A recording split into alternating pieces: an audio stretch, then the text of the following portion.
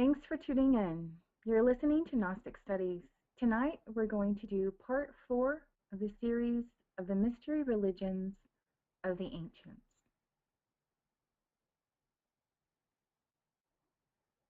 The origins of Freemasonry. Freemasonry rests upon 3 fundamental degrees, summarizing the triple study which must occupy the Mason. First, where he comes from, the study of God. Second, what he is, the study of himself and his perfection. And third, where he's going, the study of his transformation. In 1646, Elias Ashmole, helped by initiates who had observed the decreasing number of the actual guilds of Masonic workmen in the corporation of workmen which served to shelter them and which were still alive in England, protected by their separation from the continent of Europe, Ashmole occupied himself with regenerating the mysteries of ancient Indian and Egyptian initiation under the architectural veil of Masonry, and of giving to the new association a goal of union, of fraternity, of perfection, of equality, and of science, by means of a universal bond, based upon the laws of nature and upon love for humanity. He created, according to the ancient traditions and the documents that he was able to collect, the first degree in 1646, the second degree in 1648, and the third degree in 1649. If you have any questions or comments, feel free to share them in the comments area. The degrees of Freemasonry. The first degree. Freemasonry is called the royal art.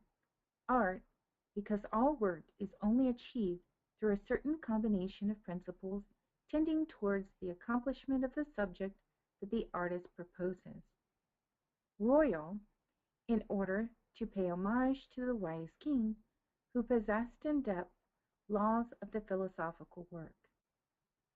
The object of research for the Masons is the knowledge of the art of perfecting that which nature left imperfect in a human being, and of arriving at the treasure of true morality, symbolized in ancient philosophy as the philosophical stone.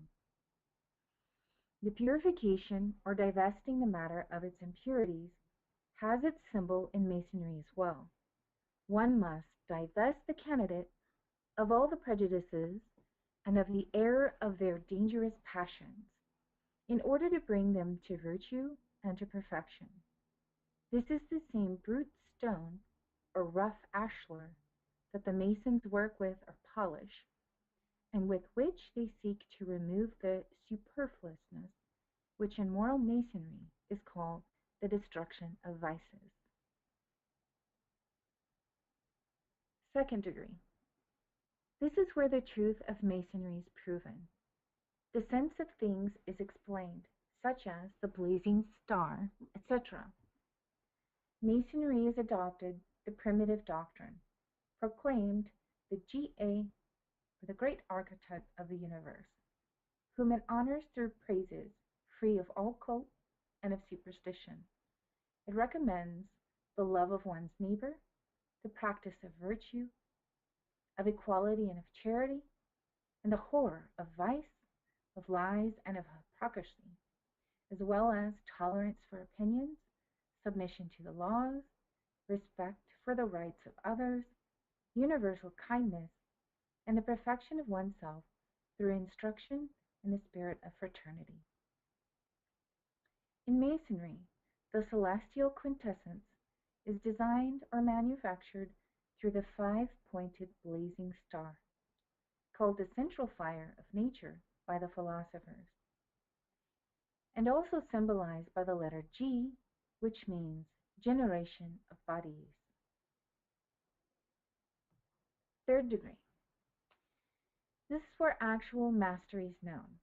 It is, in its summary, only a pale reflection of primitive initiation, where the allegorical drama was disfigured by the succession of political events at the time of its renovation. such that the moral symbolism leaves a great part of the philosophic symbolism behind. The alteration of the system is such, and the developments are so incomplete, that today one must have the skill of a venerable instruction in order to give some insight into the interpretations of the condensed hieroglyphs. Even the phoenix has disappeared from this beautiful degree. Any questions? Please share them in the comments area. The roots and customs of Freemasonry. Modern Freemasonry honors as its great teachers Zoroaster, Pythagoras, Plato, and many others, and has adopted their teachings, and in some of its degrees, it even gives a brief summary of their doctrines. These great teachers were all initiated into the mysteries, and fundamentally their doctrines were all the same. All of these ancient teachers taught the existence of the great architect of the universe, the importance of the soul, and the unqualified brotherhood of all humanity. The whole superstructure of Masonry is built upon the traditions of the universal science and the sublime philosophy that was once taught in the great mystery schools of Egypt, Chaldea, Persia, India, and other nations of antiquity. And Masonic ritual serves as a living monument to the great mystery schools of the past. The degrees of Masonry are one-act plays, often staged with costume, scenery, special effects, and the full rigging of any production. The purpose is to examine different philosophies, ancient religions, and systems of ethics. Theater is the oldest known means of teaching, especially of teaching abstract ideas. It was one of the principal means of instruction in the Middle Ages, as well as in ancient Greece and Rome. Most of the Masonic degrees are set in ancient Israel, because it is from the legends surrounding King Solomon's temple that Masonry takes many of its parables and lessons, that ancient Egypt and medieval Europe also serve as degree settings. In the ancient mysteries, theater, dance, and music were used to educate the initiates in the higher knowledge. In this way, the initiates were able to receive information in the three brains, the intellectual, emotional, and motor instinctive sexual. These form part of the esoteric anatomy of the soul.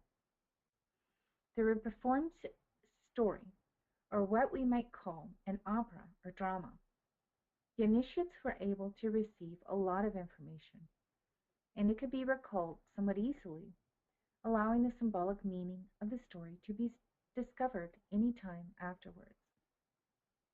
The sacred dances in the times of Egypt, Babylon, Greece, etc., transmitted tremendous cosmic, anthropogenetic, psychobiological, mathematical truths, etc.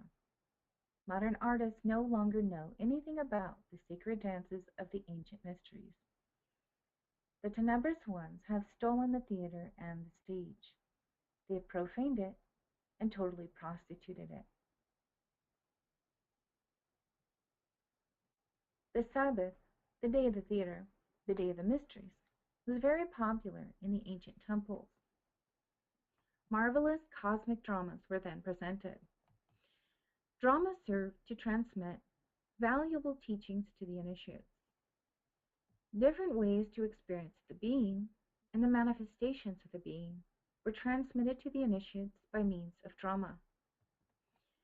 The cosmic dramas are based on the law of seven. Certain intelligent deviations of this law were always utilized in order to transmit transcendental teachings to the neophyte. In music, it is well known that certain notes can produce happiness in the intellectual center. Other notes can produce sadness in the emotional center. And other notes can produce religiosity in the motor center. Indeed, the old hierophants never ignored that integral knowledge can only be acquired through the three brains. A single brain cannot give complete information. The sacred dance and the cosmic drama, wisely combined with music, serve to transmit tremendous archaic teachings of a cosmogenetic, psychobiological, psychochemical, metaphysical type, etc., to the neophytes. In addition to this, it is suitable here to mention sculpture. The latter was grandiose in bygone times. The allegorical beings chiseled on hard rock reveal to us that the ancient masters never ignored the law of seven. Let us remember the Sphinx of Giza in Egypt. The Sphinx depicts for us the four elements of nature and the four basic conditions of the superior human being. The traditions, symbols, and ritual of modern Freemasonry cluster around the building of the Temple of Solomon, the legend of the widow's son, Hiram, who lost his life in the defense of his integrity, and the search for the lost word of the Master. All of its elements play their role to symbolically teach us something about the spiritual path and the development of the soul. If you have any questions or comments, feel free to leave them in the comments area. Masonic symbolism and the legends of Hiram.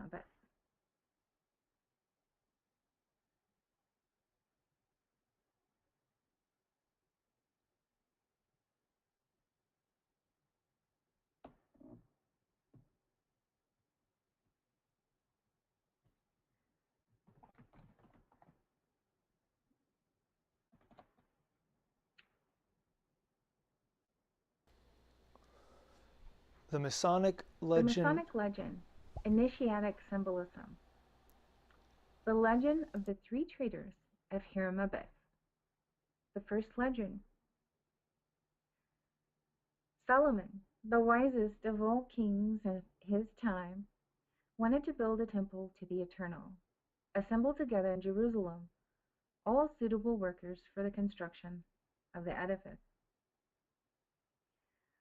He had an edict published throughout his kingdom, which spread itself over the entire land, that whosoever wished to come to Jerusalem to work on the construction of the temple would be well received and well rewarded, on condition that he be virtuous, full of zeal and courage, and not subject to any vice.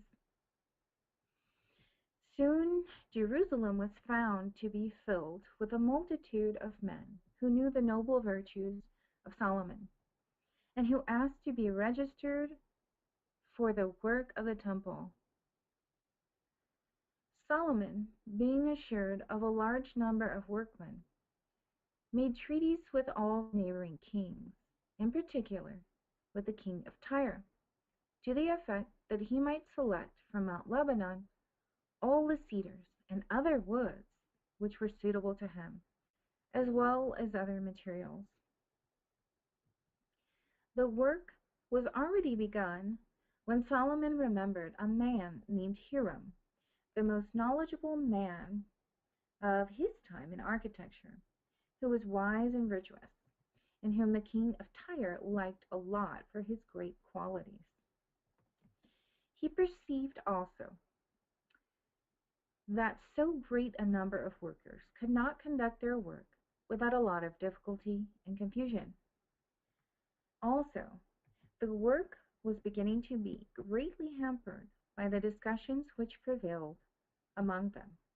So Solomon resolved then to give them a worthy chief capable of maintaining good order, and made the choice of this to be Hiram, an Etherean by nationality. He sent deputies loaded with gifts to the king of Tyre, in order to implore him to send the famous architect named Hiram. The king of Tyre, charmed by the high notion that Solomon showed him, accorded him, sending him Hiram and his deputies filled with riches and amity for Solomon, and to tell him that, despite the treaty that they had made together, he accorded Solomon an alliance forever, placing at his disposition all that could be proved useful to him in his kingdom.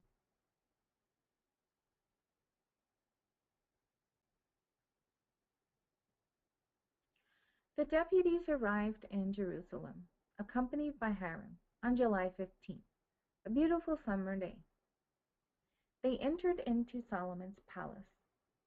Hiram was received with all the pomp and magnificence due his great qualities. The same day, Solomon gave a festival for all the workers in honor of his arrival. The next day, Solomon assembled a council chamber to settle matters of importance. Hiram was among them and was received with favor. Solomon said to him before all in attendance, Hiram, I chose you as chief and great architect of the temple, as well as for the workers. I give you full power over them, without them needing another opinion other than yours. Thus, I regard you as my friend to whom I would confide the greatest of my secrets. Next, they left the council chamber and went to work among all the workers, where Solomon himself sat in a loud and intelligible voice while showing Hiram to them. Here is the man I have chosen as your chief and to guide you. You will obey him as you would me. I give him all power over you and over the work. Those who will become rebellious to my orders and to his will fall under penalty and will be punished in whatever manner he judges appropriate. Then they made a tour of the job site, and everything was put into Hiram's hands, who promised Solomon to put everything into good working order. The following day, Hiram assembled all the workers and said unto them, My friends, the king, our master, has charged me with the custody of maintaining order among you, and of regulating all the work of the temple. I have no doubt that all of you are filled with zeal to execute his orders and mine. There are those among you who merit distinguished salaries. Each one of you may attain this through evidence, which will show the future of one's work. It is for your own rest and to distinguish your zeal that I am going to form 3 classes out of all of you who are workers. The first will be composed of apprentices, the second of those of companions, and the third of those the masters. The first will be paid accordingly, and will receive their salary at the door of the temple, at the J column. The second, also at the door of the temple, at the B column. And the third in the sanctuary of the temple. Payment was found to be greater according to rank, and each of them was found to be happy to be under the authority of such a worthy chief. Peace, friendship, and harmony reigned among them. The respectable Hiram, wanting for all things to exist in good order, and not wishing for any confusion among the workers, applied to each rank signs, words, and grips, or handshakes, by which its members could recognize each other, with prohibition to all from confiding these to any others without the express permission of the king or of their chief.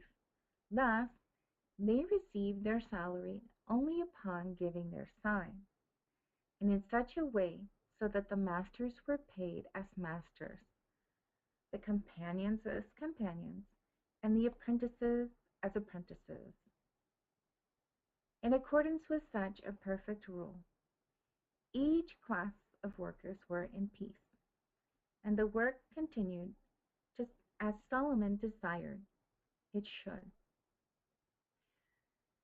But could so fine an order remain for long without upset and without revolution?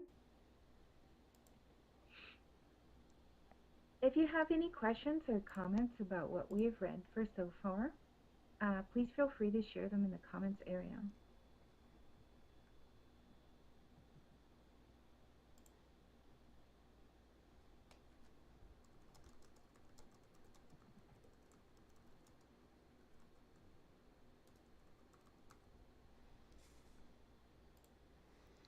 No. In fact, 3 companions pushed by greed and envy to receive the pay of masters resolved to know the word of the master. And as they could only obtain it from the respectable master Hiram, they formed a design to get it from him either in goodwill or by force.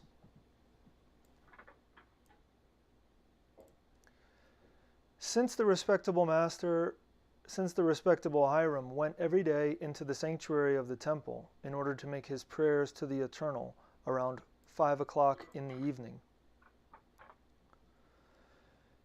they agreed together to wait for him to exit and then to demand of him the word of the masters.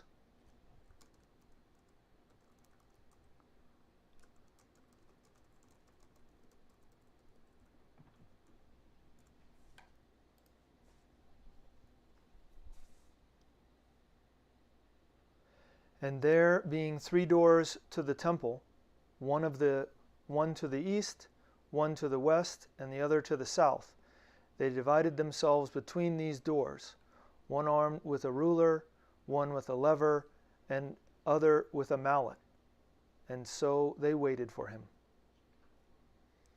Having finished his prayer, Hiram wanted to exit through the door of the south, but there he encountered one of the traders, armed with a ruler, who stopped him and demanded the word of the master. Hiram, astonished, explained to him that it was not in this way that he might obtain it, and that he would rather die than give it to him. The trader, enraged by his refusal, struck him with his ruler. Hiram felt he had been struck and, stunned from the blow, withdrew and tried to exit through the door of the west, where he encountered the second trader, who demanded the same as the first. Hiram still refused to give him the word, which also enraged this trader, who struck him a blow with the lever. That made Hiram stumble back inside and withdraw towards the door of the east. But the third trader, who was waiting for him there, stopped him and demanded the same as the preceding ones. Hiram told him that he preferred death rather than to declare to him a secret he did not yet merit. This trader, offended by his refusal, gave him so great a blow with his mallet that he killed him. As it was still day, the traders took the body of Hiram and hid it in a pile of waste north of the temple, waiting for night in order to transport it further away. In fact, as soon as it was night, they transported it out of the city to a high mountain, where they buried it. And since they had decided that they would take it even further away at another time, they planted on the grave an acacia branch, so as to be able to recognize the place. And then all 3 of them returned to Jerusalem. The respectable Hiram was in the habit of going daily to Solomon, first thing in the morning, to give him an account of the work and to receive his orders. Solomon, not seeing Hiram on the following day, sent one of his officers to fetch him. But the man returned, saying he had searched everywhere and that no one had been able to find him. This answer saddened Solomon, who went himself to look for him in the temple and had a thorough search made of the whole city. The 3rd day, Hiram, having gone to pray in the temple sanctuary, came out by the eastern door, There he was surprised to see a few traces of blood. He followed them to the pile of waste in the north. He had it searched, and nothing else was found except that it had been recently disturbed. He trembled with horror and took it as a sign that Hiram had been murdered. He went back into the temple to weep at the loss of such a great man. Then he went into the court of the temple, where he called together all the masters and said to them, "My brothers, the loss of your chief is certain." At these words, each of them fell into a deep sadness, which brought about a long period of silence, interrupted at last by Solomon saying that 9 from among them must resolve to leave to search for the body of Hiram and bring it back to the temple.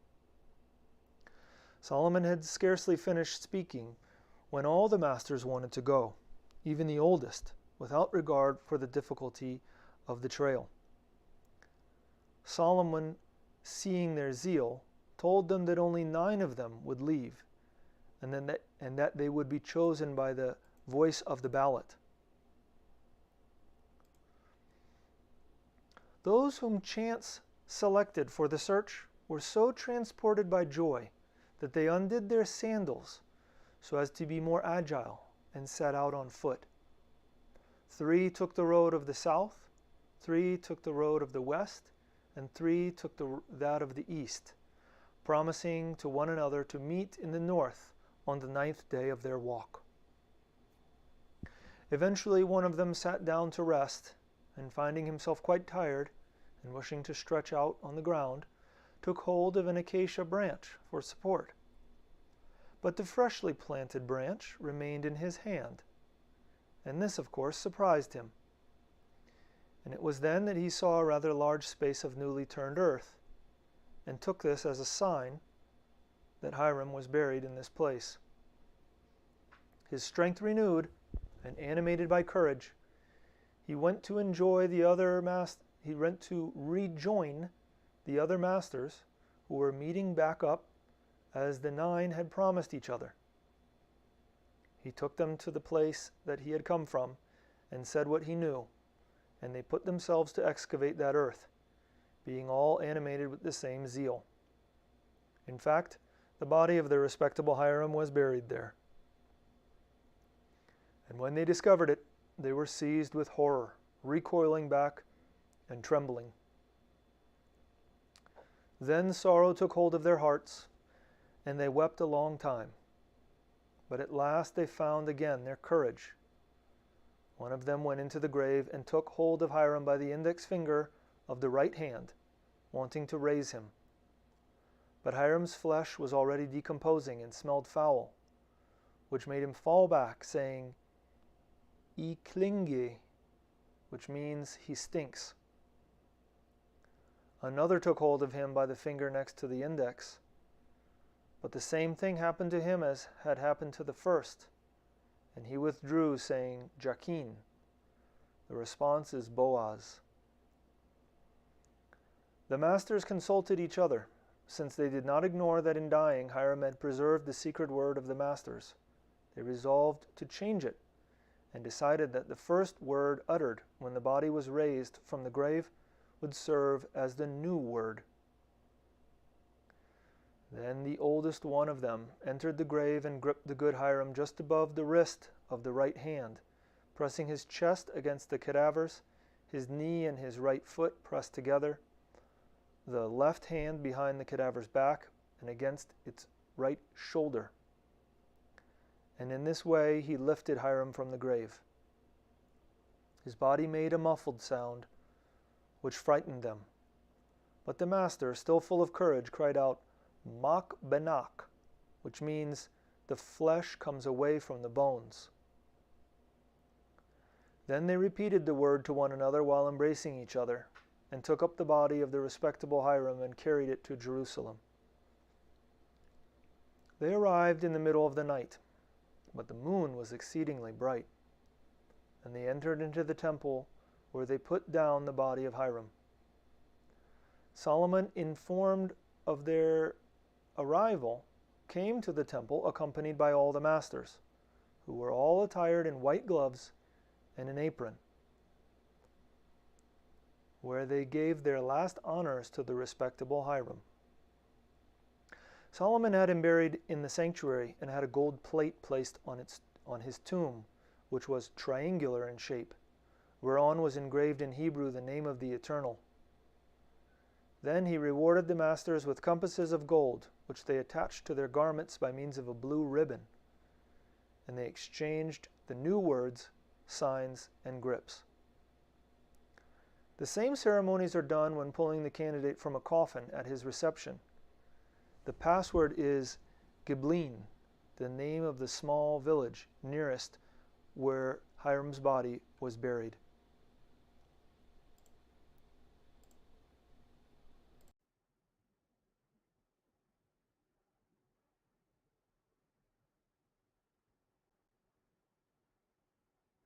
If you have any questions about what we've read so far, feel free to put them in the comments area. We appreciate them. Thank you.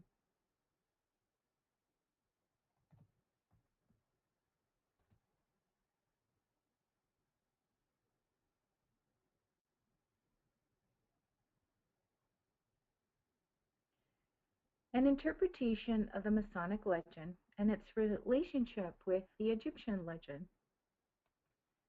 One finds in the modern Masonic rite the reproduction of the Egyptian fable, only instead of Osiris, inventor of arts, or the sun, the name of Hiram is taken, which signifies risen, raised, or elevated, an epithet that belongs to the sun, and who was skillful in the arts. Let us examine the movement of the sun from the summer solstice and the allegory in this decreasing period, with the last 3 months represented as 3 companion assassins. The explanation of this astronomical occurrence of the instruments of the so-called murder will give us the interpretation of the degree. The sun, in the summer solstice, provokes among all those who breathe songs of remembrance. So Hiram, who represents it, can give to whosoever has the right the sacred word, and that is to say the life.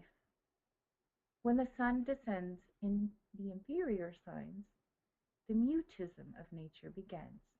Hiram can then no longer give the sacred word to the companions who represent the last 3 inert months of the year.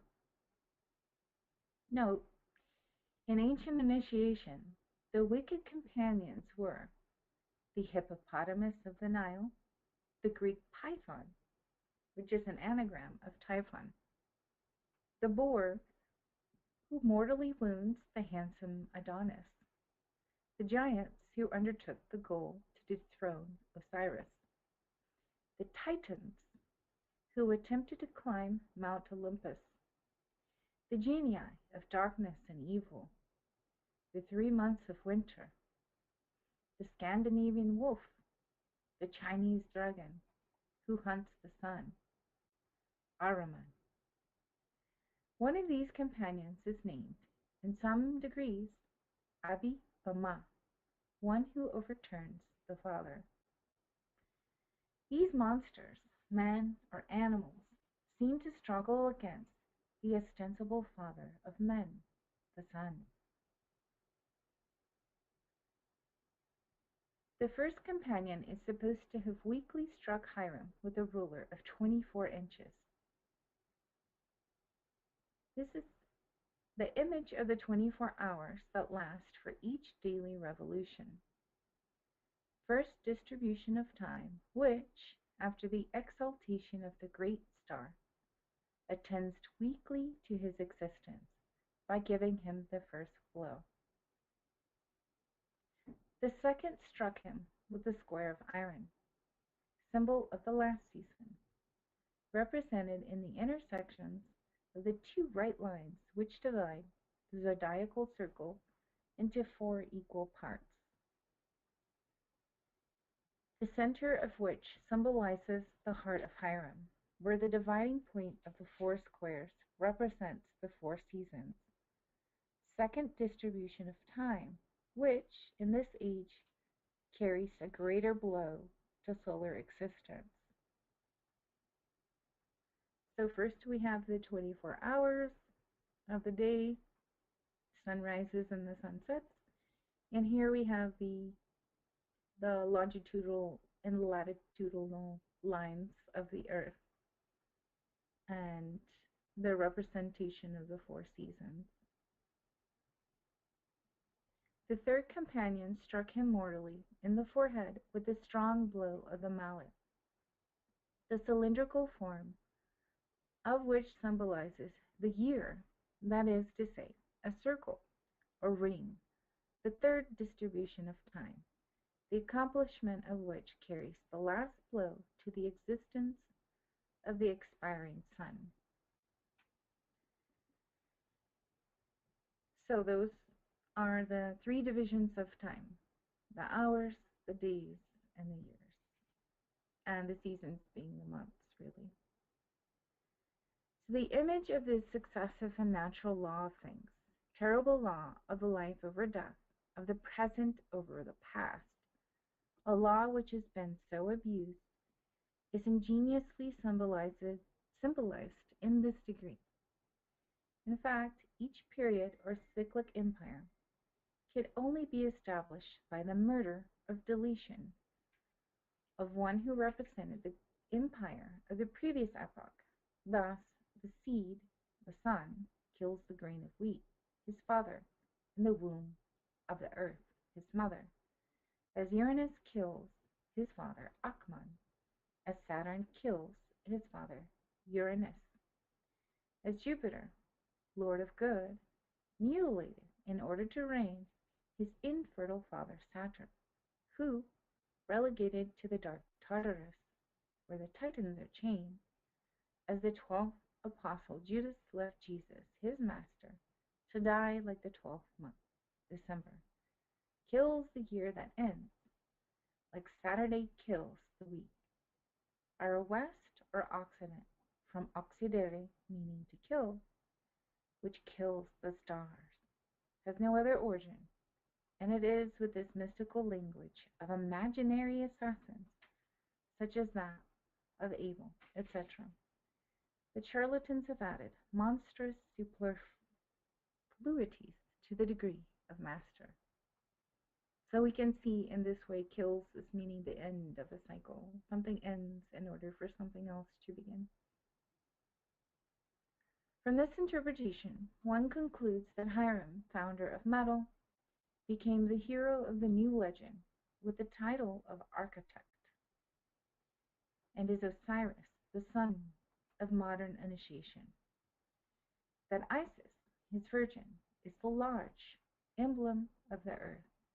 In Sanskrit, Yoga, the world, and that Horus, son of Osiris, or of the light, and son of the Virgin, is the Freemason.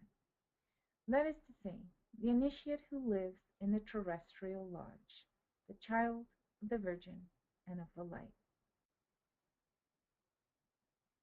If you have any questions, feel free to put them in the comments area. The building of the Temple of Solomon, Part 1.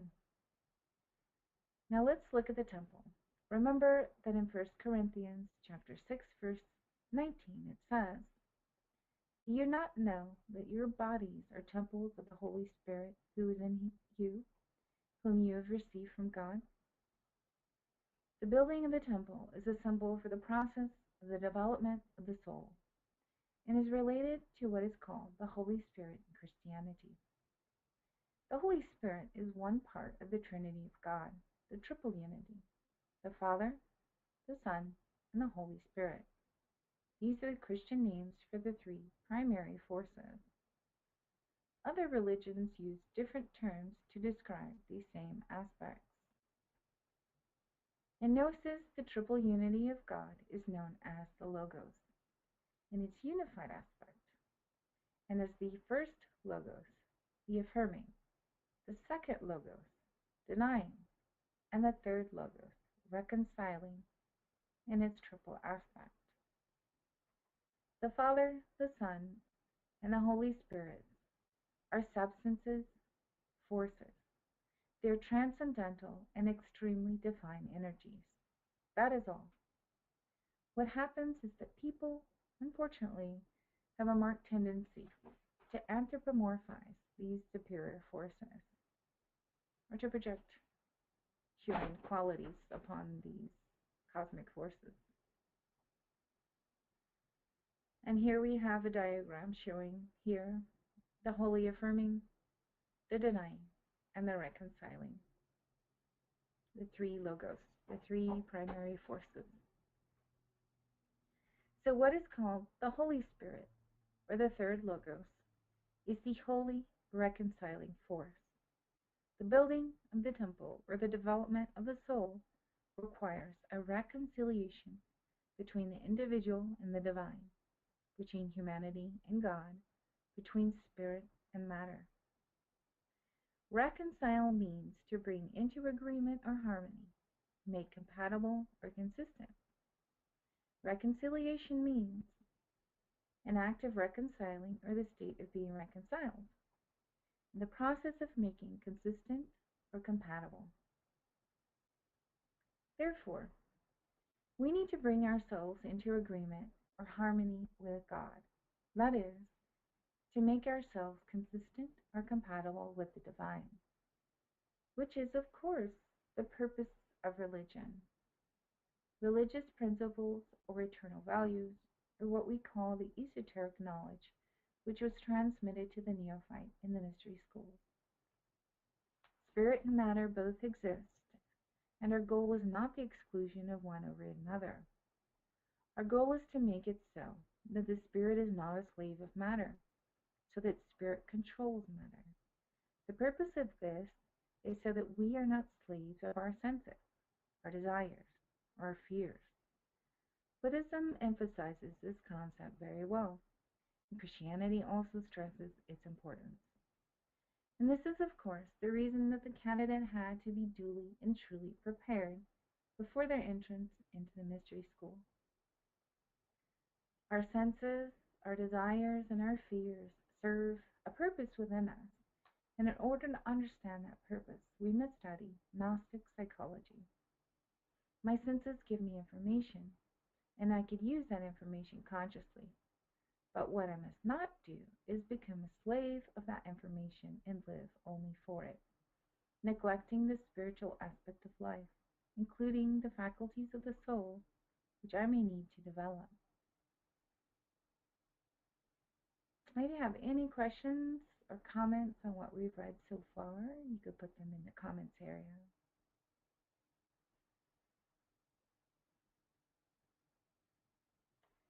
The building of the Temple of Solomon. The building of the Temple at Jerusalem is mentioned in the Bible. See 1 Kings chapter 6, 7, and 8. Here's some highlights. Chapter 6, verse 1 to 2. In the 480th year after the people of Israel came out of the land of Egypt, in the 4th year of Solomon's reign over Israel, in the month of Ziv, which is the 2nd month, he began to build the house of the Lord. The house that King Solomon built for the Lord was 60 cubits long, 20 cubits wide, and 30 cubits high.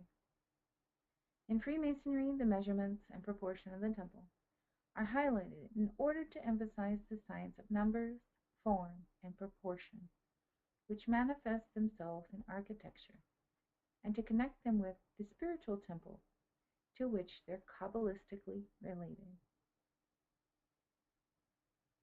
6-7. When the house was built, it was with stone prepared at the quarry, so that neither hammer nor axe nor any tool of iron was heard in the house while it was being built. Verse 29. All around all of the walls of the house he carved engraved figures of cherubim and palm trees and open flowers in the inner and outer rooms.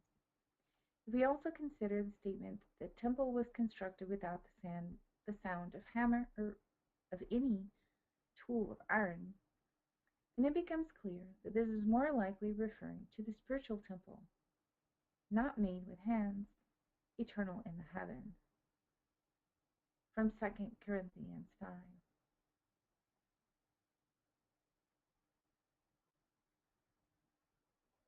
Chapter 7, verse 1. Solomon was building his own house 13 years, and he finished his entire house. Verse 13 to 14. And King Solomon sent and brought Hiram from Tyre. He was the son of a widow of the tribe of Naphtali, and his father was a man of Tyre, a worker in bronze. And he was full of wisdom, understanding, and skill for making any work in bronze. He came to King Solomon and did all this work. Bronze is the metal alloy of copper, which is the metal attributed to the planet Venus, and tin, the metal for the planet Jupiter. In verse 40, so Hiram finished all the work that he did for King Solomon on the house of the Lord. Chapter 8, verse 6, and the priest brought the Ark of the Covenant of the Lord to its place in the inner sanctuary of the house, in the most holy place, underneath the wings of the cherubim. In the Masonic legend, Hiram Abbey is dramatically represented to have lost his life when the temple was near completion. Yet in the Bible it says that he completed the temple, and elsewhere it's recorded that after the completion of the temple, Hiram labored for years constructing and decorating a palace for King Solomon. Any questions or comments about what we've read so far? You can put them in the comments area.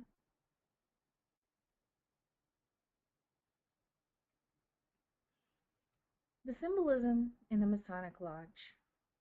Masonic lodges are dedicated to the saints John, one of whom is John the Evangelist, who opens his Gnostic gospel with the Greek philosophy of the Logos, and the other is John, the seer of Patmos, who wrote Revelation, a book symbolic of ancient initiations, which many uninitiated persons have tried in vain to interpret. There is a deep significance in the dedication of lodges to the saints John, because of what we already know about the verb logos, and because in Revelations we learn about the establishment of the heavenly Jerusalem. The city which we already know is the location of the Temple of Solomon. Let's look, for example, at Revelations chapter 21, verses 16 through 17, where it says, and the city lieth foursquare, and the length is as large as the breadth. And he measured the city with the reed, 12,000 furlongs. The length and the breadth and the height of it are equal, a perfect cube. And he measured the wall thereof, 144 cubits, according to the measure of a man that is an angel. The language is evidently a veil, designed to conceal the real meaning from the uninitiated. As the measure of man, that is, a perfect man or angel, we have the cube as a symbol of perfect proportion. Hence, a square man, meaning a right, just, or upright human being, a balanced human being.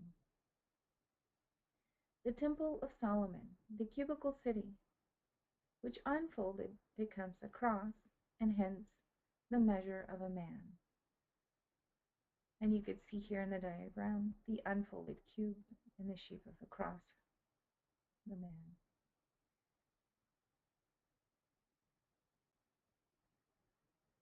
The Temple of Solomon, the cubical city, which unfolded becomes a cross, and the measure of man, they all refer to the work of regeneration or initiation. This reminds us of the cubic stone of Yesod and the stone that the builders refused, mentioned in Psalm chapter 118, verse 22, which is the foundation of the spiritual work and the development of the soul. In Masonry, this stone or rock is called the ashlar, and is something that may be transformed from the rough ashlar into the smooth or perfect ashlar. Let's remember what Jesus says about the rock, Petros or Petra, in Matthew chapter 16, verse 17 through 19.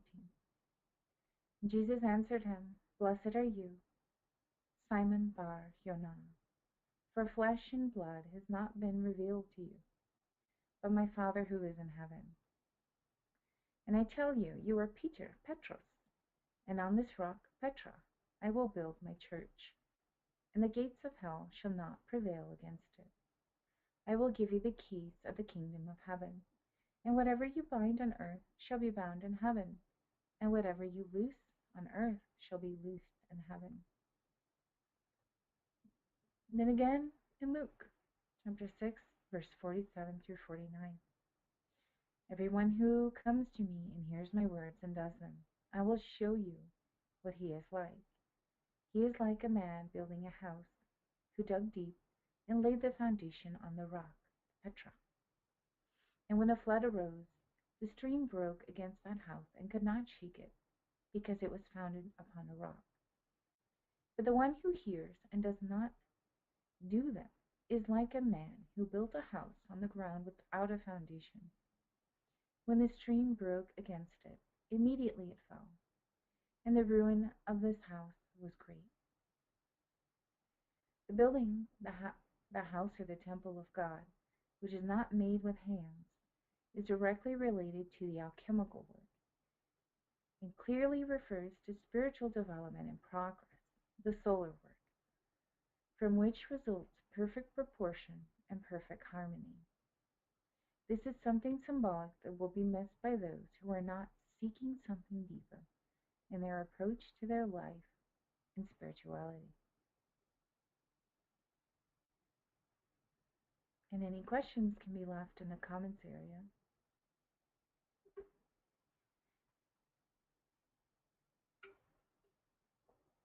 The cubic stone and the initiatic path. This symbol of the stone or rock has often been misunderstood and misrepresented. The cornerstone of the temple, the philosopher's stone, the authentic cubic stone, has 9 corners and looks like a cube with a pyramid on top. So why 9? The number 9 has deep esoteric significance. In Kabbalah, it is the 9th Hebrew letter, Tet, and corresponds to the 9th Sephirah, Yesod, the 9th sphere, which is translated as foundation. Eliphas Levi says that the number 9 represents the complete truth, perfect initiation. He describes the hieroglyph for Tet as follows: a sage leaning on his staff and holding a lamp in front of himself. He's completely enveloped in his cloak. His inscription is the hermit or the capuchin, a monk, because of the hood and his oriental cloak, but his true name is Prudence. And here we see the card of the hermit. Prudence is the ability to choose the appropriate actions at a given time, meaning to choose the best thing to do in a given situation. Regarding this number, Samuel Ambeor says, Arcanum 9, the hermit, initiation, solitude, suffering, from Turon Kabbalah. This arcanum is that of the hermit. And here we can reference this image. He appears as an old man who carries a lantern in his right hand. This lantern must be raised up in order to have light on the path. It must be elevated, raised high in order to illuminate. Arcanum number 9 is the hermit, prudent and wise. It is solitude. Why is this number solitude? Because the spiritual path is very personal and a very individual work, which is particular to our own psychology. Arcanum number 9 clearly indicates the 9 spheres of the atomic infernos of nature and the 9 spheres of the heavens. And we can see here the 9 of the heavens and the 9 infernal. This arcanum also indicates the 9 planets represented in the 9 spheres of the planet Earth.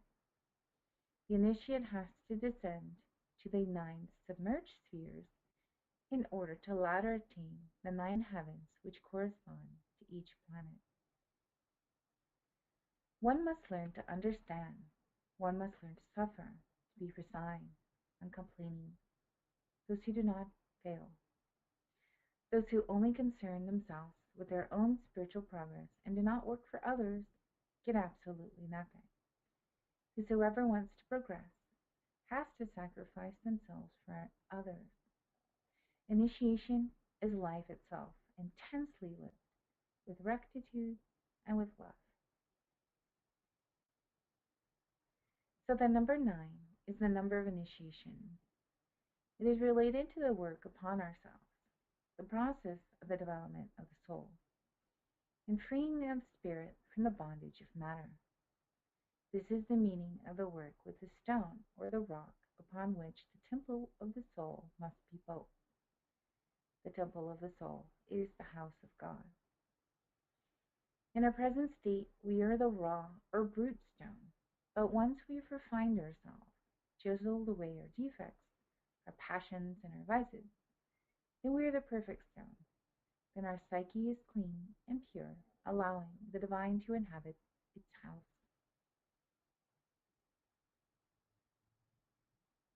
And we welcome any questions or comments there in the comments area.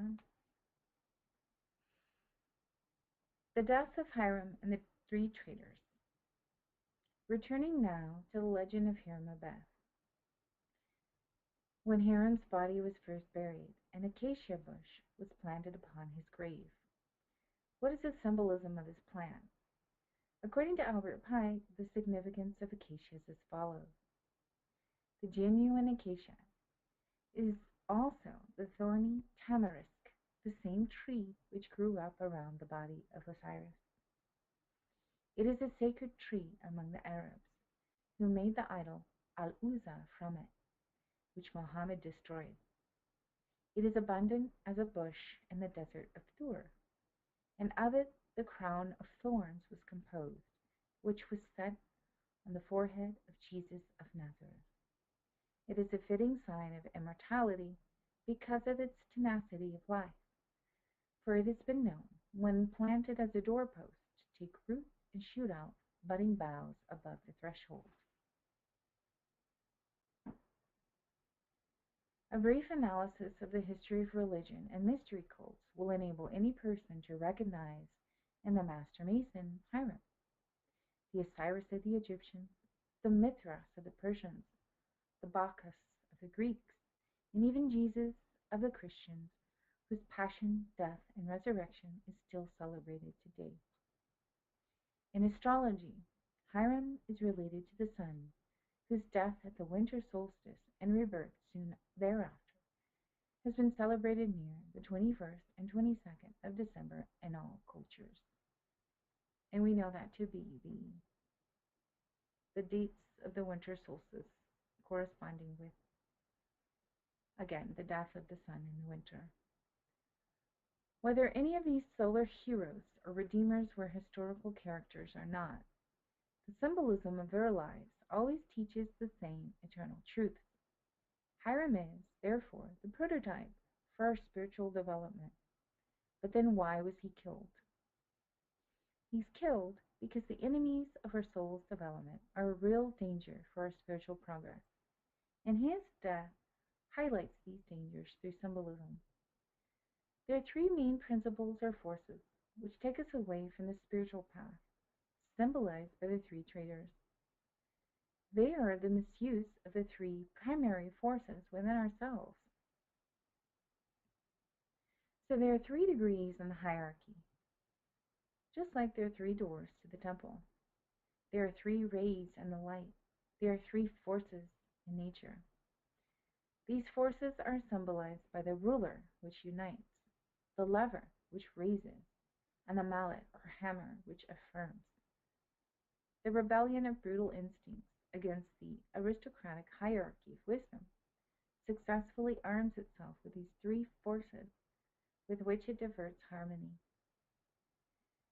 There are three typical rebels: the rebel of nature, the rebel of science, the rebel of truth.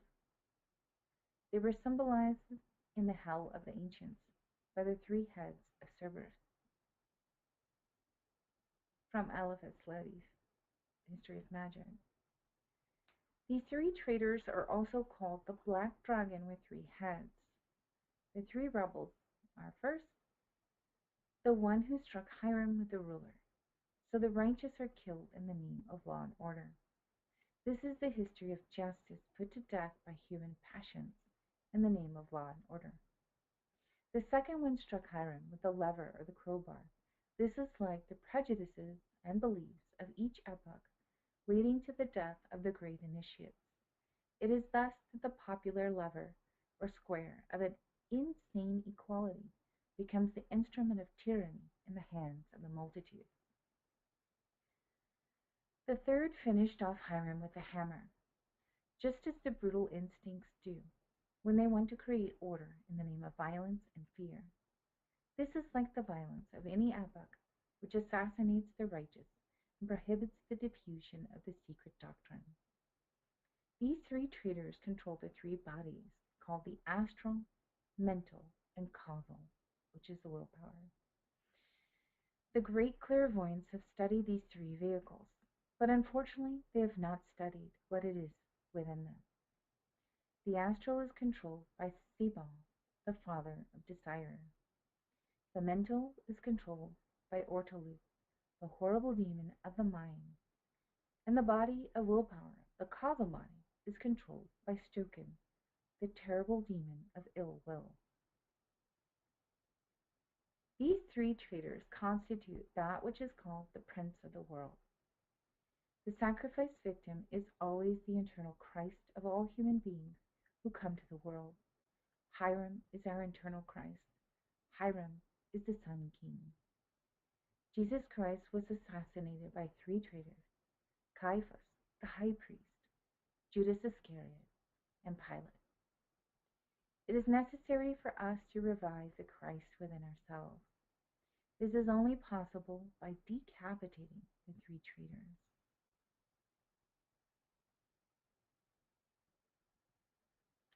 This is the esoteric work to convert the lunar elements, the inferior elements of desire, inferior mind, subjective reasoning, and ill will, into their solar counterparts: superior emotion, or love, compassion, superior mind, our objective reasoning, and conscious willpower. This is what the spiritual path is about. The esoteric knowledge is the method of converting ourselves into better people and ultimately into perfect human beings. But this can only occur if we understand that our enemies, the traitors, are within ourselves. We must overcome and conquer ourselves. This is the true meaning of a master, to be a master of oneself. In order to become masters of ourselves, we must know ourselves. Man, know yourself, and you will know the universe. This is why we study Gnostic psychology, so that we can really know what we are, what we have in excess, and what we lack. It is only in this way, by working on ourselves, that we can truly perfect ourselves. Those who take the legend of Hiram in a literal way do not understand its depth or its spiritual significance, and will continue to misuse the three primary forces. Instead of avenging the death of Hiram, they avenge that of his assassins. They take the ruler, the square, and the mallet, and write upon them the words liberty, equality, fraternity. That is to say, liberty for desires, equality in degeneration, and fraternity for destruction. All the inferior methods.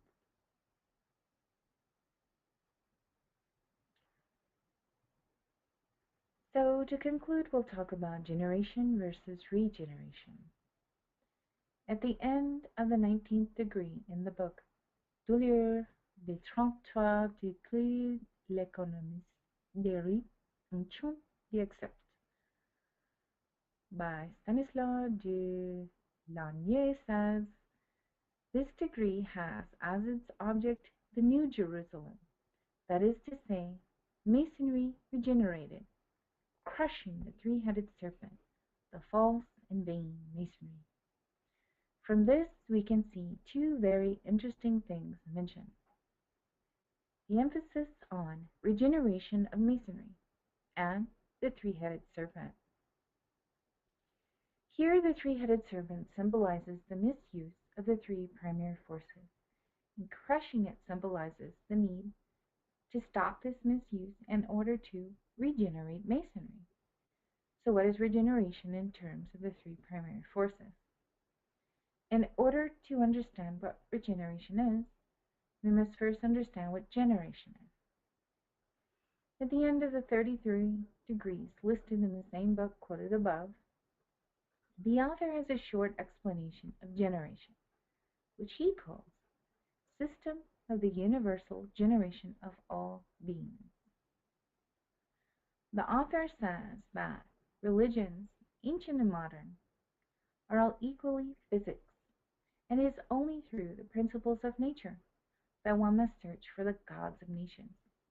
And since we've learned that the Father, the Son, and the Holy Spirit are substances, forces, they're transcendental and extremely divine energies, then we can understand what he's referring to. He explains his understanding of the phenomena of universal generation by saying that it is related to several principles: cause, subject, intermediate, effect, and product, and that 5 powers accomplish the act of generation. But he does not explain regeneration nor its principles very clearly. For example, the last of the 5 powers can be considered as a regenerator. His explanation of generation makes sense in itself, but he often uses generation and regeneration almost interchangeably, suggesting that he does not make a distinction between the two. If he does not know something about authentic regeneration, he is not saying it explicitly or explaining it clearly. Regeneration is directly related to the third force, or the third logos, the reconciliation of spirit and matter. And actually both generation and regeneration are related to the third logos. If we understand generation, then we're prepared to study regeneration. If we want to regenerate ourselves and kill the 3 traitors, the 3-headed serpent or black dragon, then we must first of all comprehend what these 2 concepts are and how to start regeneration. Samuel Aumbior explains these 2 concepts very clearly in chapter 5 and 6 of his book, The Perfect Matrimony. Basically, generation is to create something else which is new, whereas regeneration is to renew something already created, transforming it into something new.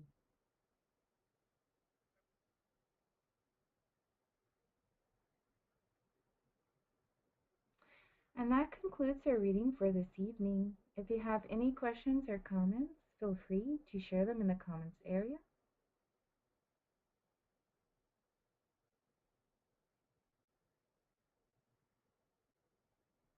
And you can join us next week for the next part of the mystery religions of the ancients. Same time next week.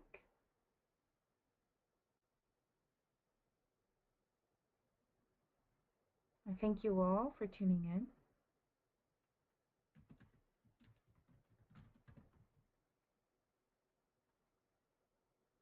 Next week we will actually have the last class of the mystery religions.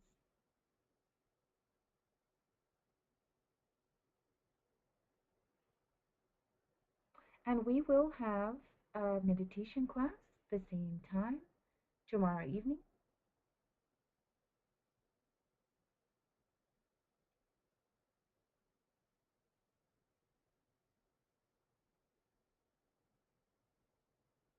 And once again, we thank you all for tuning in.